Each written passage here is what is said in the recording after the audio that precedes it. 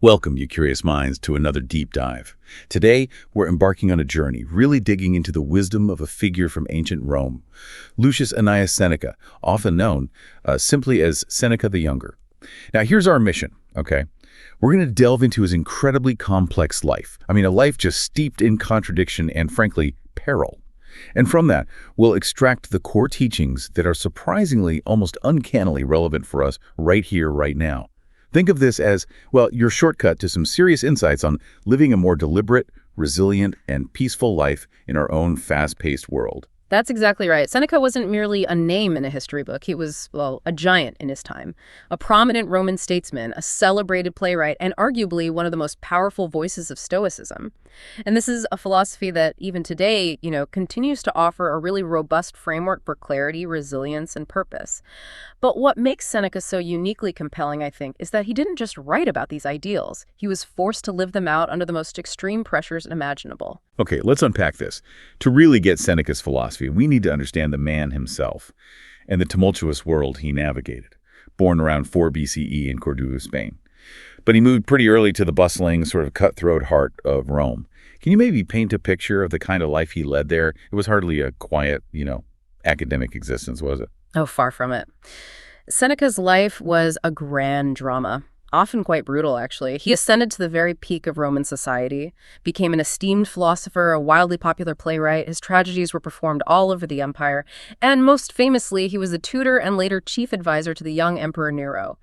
Just imagine the power he wielded, the influence he had over, well, one of the most feared men in history. He also amassed immense wealth, lived a life of definite luxury, and experienced all the privileges that came with being close to the imperial throne. Right, and this is where that man of contradictions idea really comes into focus. Because here he is, this incredibly powerful, wealthy individual advising an emperor, yet he's simultaneously writing these profound pieces on virtue, moderation, inner peace. Just seems like such a stark contrast. It's the central tension of his life, isn't it? He lived in this world of intense political intrigue, dangerous rivalries, constant threats. He experienced periods of exile, he faced serious accusations, and ultimately, as you know, was ordered to commit suicide by the very emperor he had mentored. This wasn't some philosopher just theorizing from a quiet garden somewhere. His philosophy was forged in the fires of real-world adversity, tested daily by the fickle nature of power and, well, the constant shadow of mortality. And that, I think, makes his advice incredibly authentic, because he wasn't just preaching, he was actively trying to survive, and ultimately trying to face his end with dignity, embodying the very principles he taught. So his writings weren't just intellectual exercises, they were tools for survival, really. A practical guide born out of necessity. I think that's exactly why his teachings still resonate so deeply today. He had skin in the game, as they say. Let's dive into some of those core teachings then, these practical insights from a true Stoic master. Absolutely. The first one, and perhaps the most arresting, is his powerful essay on the shortness of life. Seneca famously declared something, and I think it's a quote that should be etched onto everyone's calendar, maybe. It is not that we have a short time to live, but that we waste much of it. Wow. That quote truly hits you, doesn't it? It makes you stop scrolling, pause that next task, and really examine how are you spending your hours. But if life isn't necessarily short, where do we typically go wrong? What does he mean by waste? Well, he argued that time is our most precious resource, far more valuable than wealth or status, precisely because it is finite, non-renewable. The waste he speaks of isn't just, idleness or laziness. It's squandering our attention on trivial pursuits, on things outside our control, on endless procrastination, or just simply living without deliberate intention. Think about it. How often do we spend hours scrolling through social media, or maybe worrying about what others think, or chasing these external validations that ultimately feel pretty empty? Seneca would say those are moments literally stolen from a truly lived life. The core insight here, I think, is that time isn't lost in big chunks usually, but in these tiny, unexamined micro-commitments we make all day long. That's a powerful reframe. It's not about having less time necessarily, but about mismanaging the time we actually have. Yeah. So the actionable takeaway here is maybe to audit those micro-commitments. Right. And consciously redirect them. Exactly. Seneca challenges us to audit those 15 minutes scrolling, maybe that 30 minutes worrying about something we actually can't change. The actionable takeaway for us today could be to dedicate even one small block of non-negotiable time each day. Time dedicated to what truly matters to you, whether it's learning, meaningful connection, or simply reflection. and then protect that time fiercely. It's a profound call to intentionality, a reminder that the quantity of our years matters, well, maybe less than the quality and purpose with which we fill them. And this naturally leads us to another cornerstone of Stoicism that Seneca championed, one that almost feels like a direct solution to reclaiming that wasted time. Control what you can, accept what you cannot. He emphasized focusing intensely on what truly lies within our control, our thoughts, our choices, our actions. This sounds deceptively simple, though. It is simple in concept, yes, yet it's incredibly difficult to master in practice. External events, things like fortune, fame, the opinions of others, even illness or death itself, are fundamentally outside our power. We just can't control them. Seneca believed that wisdom lies in accepting these external circumstances with a deep sense of equanimity, calm acceptance. Now, this isn't passive resignation. That's a common misconception about Stoicism. It's an active choice, a choice to direct your mental and emotional energy only where it can actually make a difference. By focusing on your internal world, your responses, your judgments, you drastically reduce internal turmoil and anxiety because you're no longer fighting against the unchangeable currents of life. You're aligning your will with reality, finding peace in the things you can shape. Okay, so if I'm worrying about, say, a huge economic downturn that I personally have absolutely no control over, Seneca would tell me to redirect that mental energy towards how I respond to it, perhaps by focusing on strengthening my skills or maybe diversifying assets rather than just, panicking. Precisely. The worry itself is within your control. Your reaction is controllable. The external event, the downturn, is not. Seneca teaches us to discern between these two spheres, what's ours, what's not ours, and cultivate this robust inner fortress against external chaos. It's a practice, really, a mental discipline that allows you to maintain peace regardless of what storms might be raging outside. And Seneca's own life, as we touched on earlier, provided the ultimate, albeit tragic, demonstration of this very philosophy. He faced his own death, ordered by Nero, with this legendary calm. That's not just theory, is it? That's philosophy lived and truly embodied. Indeed. He viewed death not as some tragedy to be feared, but as a natural and inevitable part of existence, the ultimate external event beyond our control. This perspective, when you truly embrace it, allows you to live with greater freedom and, frankly, less anxiety. Instead of constantly shrinking from the end, you can embrace life fully, understanding that every moment is precious precisely because it is fleeting. His composure in the face of that forced demise is just a powerful testament to the efficacy of his beliefs. He transformed a moment of, ultimate powerlessness into an exhibition of ultimate inner power. It's quite remarkable. That brings us to another really fascinating contradiction in Seneca's life. We mentioned he was incredibly wealthy, yet he consistently warned against becoming enslaved by luxury and material possessions.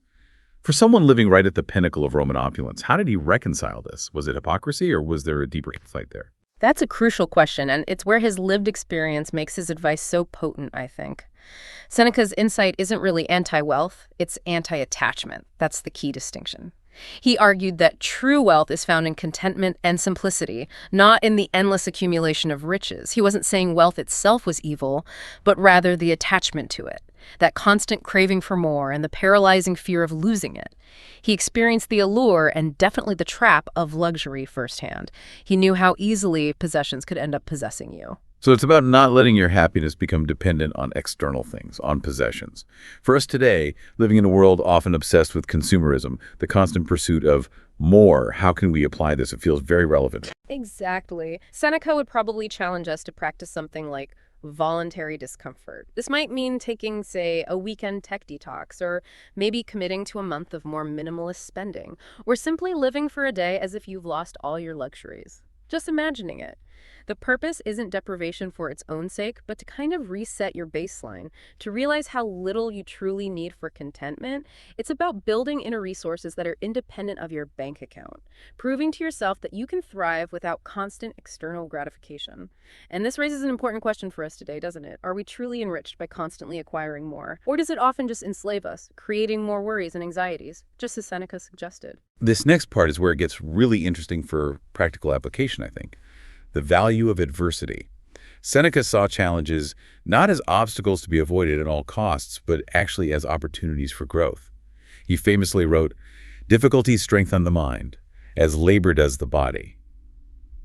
This is such a powerful reframe for anyone going through a tough time, isn't it? It suggests suffering isn't just something to endure, but maybe something to actively embrace. Absolutely. Instead of avoiding hardship, he encouraged us to almost seek it out, in a way, viewing it as a crucial form of training for the soul. Just as physical exercise builds muscle, facing and overcoming difficulties builds resilience, it cultivates wisdom, it deepens our understanding of ourselves and the world. Each difficulty presents a chance to practice our Stoic principles, our equanimity, our self-control, our courage, and to emerge stronger, more capable on the other side. It transforms struggle from, like, a punishment into a profound learning experience, a mental workout, if you will. So if I'm facing a setback at work, maybe, or a difficult personal situation, instead of feeling like a victim, I could consciously approach it as a training exercise for my character. Precisely. Seneca would ask you, what quality can this difficulty help you develop? Is it patience? Perseverance, maybe creativity in finding a solution?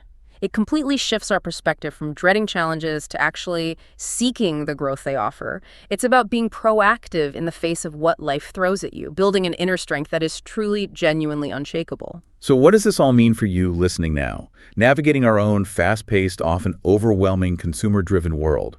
How do these ancient ideas from a Roman statesman actually apply to our modern lives, our digital dilemmas, our constant quest for balance? Well, Seneca's insights are strikingly modern because, fundamentally, the human condition hasn't changed all that much, has it?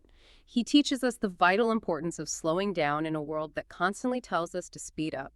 He compels us to prioritize our finite time over the endless pursuit of materialism, to live with deliberate intention rather than just passively letting life happen to us. His Stoic practices, things like cognitive reframing, thinking ahead about potential problems, premeditation of evils, and mindful attention to our reactions.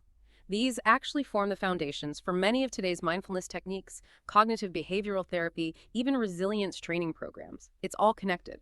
His emphasis on acceptance and courage continues to inspire leaders, thinkers, and just everyday people seeking peace amidst turbulent times. Whether those turbulences are political, personal, or societal, it's a philosophy that offers a really solid anchor in a stormy, rapidly changing world, guiding us to find stability within ourselves. Seneca's life, as we've discussed, was far from perfect, full of its own contradictions and, harrowing challenges. Yet, his wisdom remains incredibly timeless. He reminds us that philosophy isn't some abstract academic thing confined to old texts.